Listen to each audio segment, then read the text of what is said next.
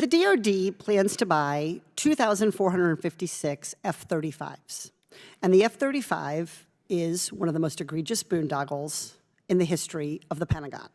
But if we're going to buy more of those planes, we should at least make sure that they work.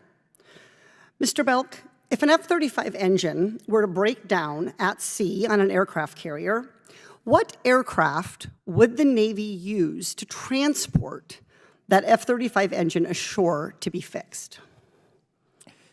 So I genuinely mean thank you for the question, because I do believe in this committee's oversight responsibilities, and I appreciate the opportunity to thank you for that. Mr. Belk, come on. What plane would the Navy use to transport the broken F-35 engine? Congressman, I don't know the answer. I'm happy to take it back and get Thank you. Vice Admiral Chebby, do you know the answer?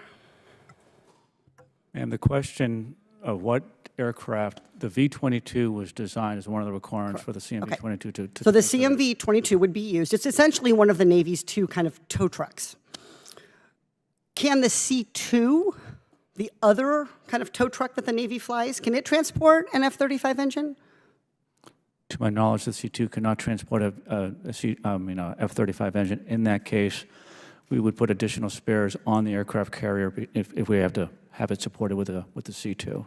So you would put additional spares. Okay, I'm going to follow up on that. So the C-2 cannot pick up the F-35 engine because the engine's too large. So we'd use the CMV-22. So the military didn't have the common sense to make F-35 engines transportable by all of the tow trucks it owns, so we're going to use only one of them, the CMV-22. So, Admiral Chebby, why did you not see this coming?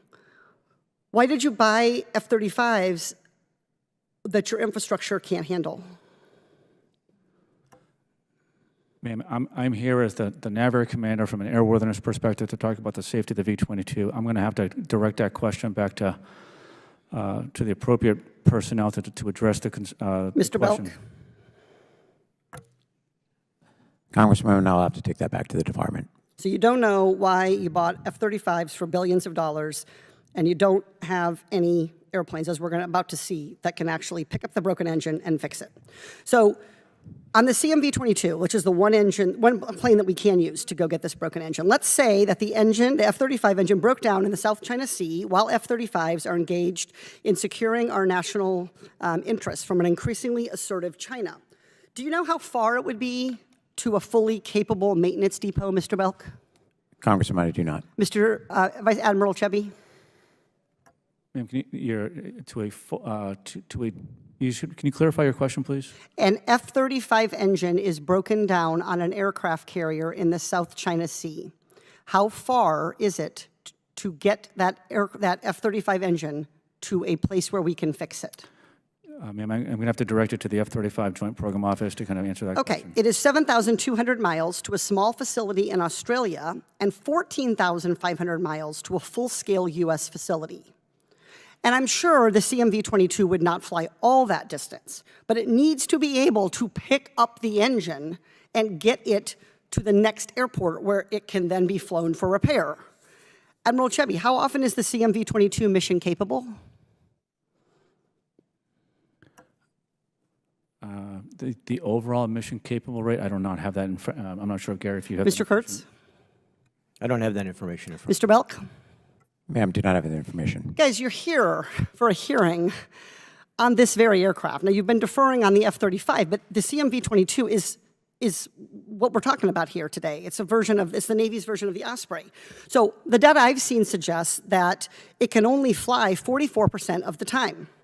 It costs $85 million per aircraft, and it can fly 44% of the time. That is absolutely absurd. So if the military has made fixing an F-35 engine that hard for itself, surely you have, as you mentioned, Admiral Chebby, spare engines that you can swap in when something goes wrong. Mr. Belk, has the DOD purchased spare F-35 engines? Ma'am, I do not know the answer. No, they have not. So it's going to be tough to put those on the aircraft carrier, Admiral Chebby, when you don't have any. So the only plan we have when an F-35 engine breaks down is to fly it thousands of miles. But to do that, the plane only works part of the time. Mr. Belk, how long, is the CMV-22 allowed to fly from the nearest airport? Ma'am, I defer that to Admiral Chebby. Admiral Chebby.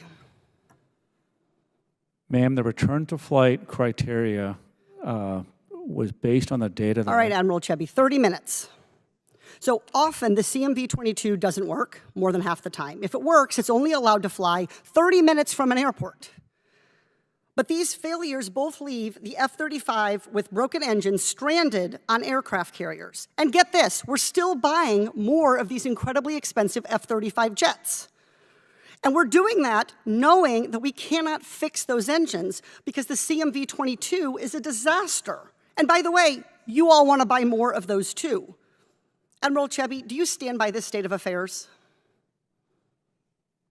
Would you like to blame Mr. Belk or Mr. Kurtz?